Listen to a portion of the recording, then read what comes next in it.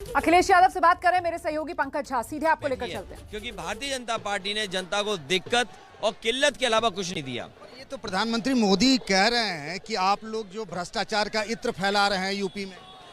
प्रधानमंत्री जी कहीं न कहीं इत्र को बदनाम कर रहे हैं, उस इत्र को, उस कन्नौज को बदनाम कर रहे हैं जिस कन्नौज और जिस इत्र ने न जाने कितनों को रोजगार दिया है, कारोबार दिया है। इन्होंने इत्र के व्यापार को बढ़ाने के लिए तो कुछ नहीं किया, लेकिन इत्र को बदनाम करने के लिए जरूर कर रहे हैं। जो छापा पड़ा है, जो पैसा निकला है, अंतोगत्वा आप देखेंगे वो भारतीय जनता पार्टी का होगा। आखिरकार भारतीय जनता पार्टी बताए कि नोटबंदी के बावजूद भी इतना पैसा उसके पास कैसे मिला और किन बैंकों ने उसको पैसा देने का काम किया, जो नए नए नोट उसके यहाँ बरामद हुए हैं। आज पहले जैम आया, आपको याद होगा, अमित शाह ही थे जिन्होंने जैम लाया। आज अमित शाह लेकर आए हैं ABCD, आतंकवाद से लेकर के ना दंगा तक उन्होंने आपको कहा है। वैसे वो 2 नंबर के नेता हैं। 2 नंबर के नेता मतलब? एक में प्रधानमंत्री, दो नंबरी ये हो गए नेता। तो अगर वो ABCD कह रहे हैं, कम से कम हम लोग तो ABCD जानते हैं, अपने मुख्यमंत्री को ABCD कब सिखाएंगे?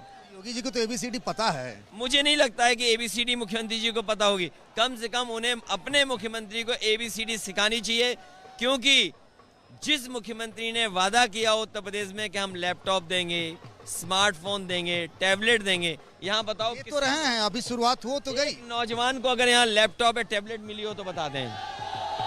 ये उन्नाव है, शुरुआत किया है उन्होंने, लेकिन ये भी नौजवान जानते हैं कि 4.5 साल टैबलेट देते रहे और अब आकर के आप दे रहे हो, इसका मतलब वोट के लिए दे रहे हो। अगर आपको इनके भविष्य को बनाने के लिए देना था तो आप पहले दे सकते थे। अगर पहले देते तो कोविड के समय में इनकी पढ़ाई की दुर्दशा नहीं होती। मैं एक चीज जानना चाहता हूँ, ये भीड़ है, सब कुछ है, लेकिन 2014 का चुनाव, 2017 का चुनाव, 2019 का चुनाव, आपको क्या ऐसा लगता है कि इस बार नहीं, इस बार अखिलेश का चल जाएगा, उनकी साइकिल सत्ता तक पहुंच जाएगी, ऐसा क्या है? किसानों की आय दोगुनी नहीं कर पाए, धान की किसानों की लूट हो गई, गन्ने का अभी भी बकाया है। ये बिजली के कारखाने अगर लग जाते तो आज बिजली सस्ती होती। आपको नहीं लगता है कि वो जो हिंदुत्व का जाल है उसमें आप फंस जाएंगे? वो तो ये भी कह रहे हैं कि अगर सरकार अखिलेश की आएगी तो राम मंदिर का निर्माण कैसे हो पाएगा, बनेगा ही नहीं। समाजवादी लोग वो हैं जो देश में सबसे जल्दी एक्सप्रेसवे बनाते हैं।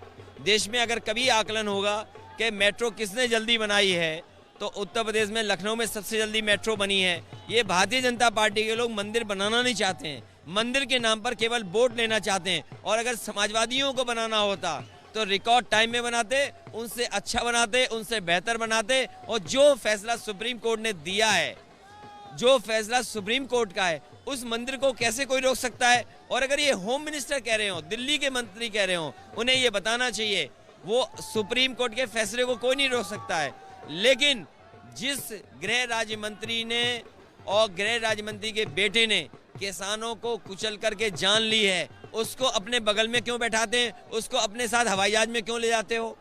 वो ये पूछने लगते हैं ना कि अखिलेश जी को आपने कभी काशी विश्वनाथ मंदिर में देखा, अयोध्या के रामलला मंदिर में देखा, इस तरह करके ना वो पूरा गेम उधर ले जाना चाहते हैं।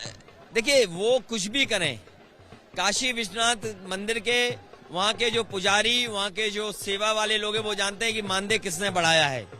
मानदेय समाजवादियों ने बढ़ाया था, समाजवादी सरकार में। सवाल धर्म का नहीं है, धर्म तो हम भी मानते हैं।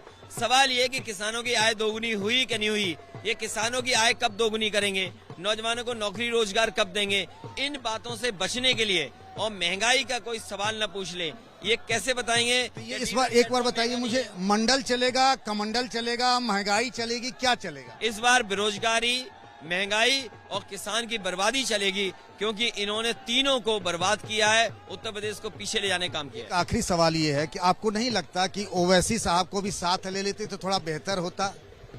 नहीं, ये क्योंकि समाजवादी पार्टी ने जो गठबंधन किया है, किसी ऐसे गठबंधन साथी को नहीं लिया है जिसपे बहुत ज्यादा आरोप लग रहे हो। इस तरह के आरोप नहीं, आरोप क्या है, जो उनके स्टेटमेंट्स हैं। समाजवादी पार्टी की कोशिश रही है जो किसान, नौजवान और पिछड़े और दलितों के सवाल पर या जो संविधान को बचाने के सवाल पर एक सी विचारधारा है, उनको साथ लेकर के आएंगे।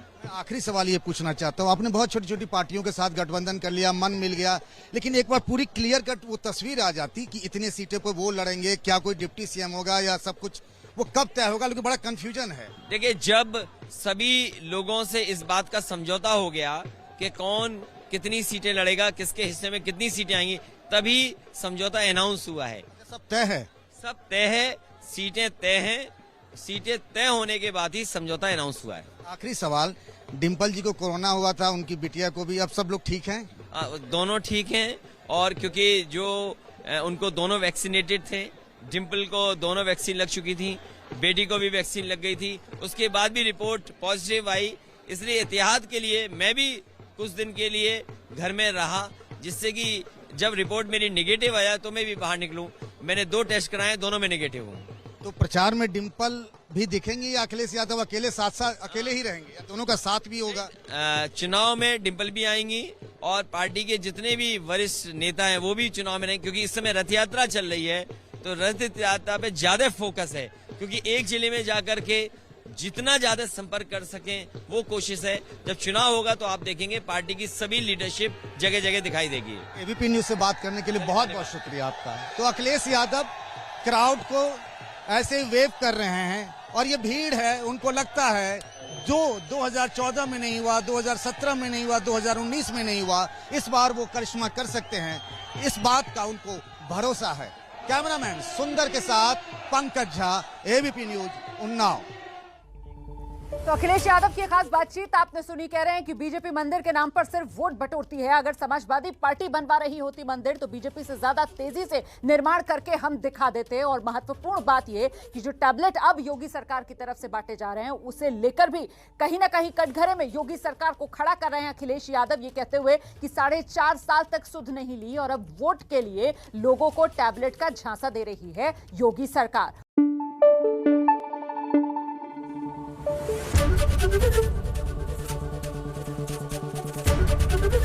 एबीपी न्यूज आपको रखे आगे।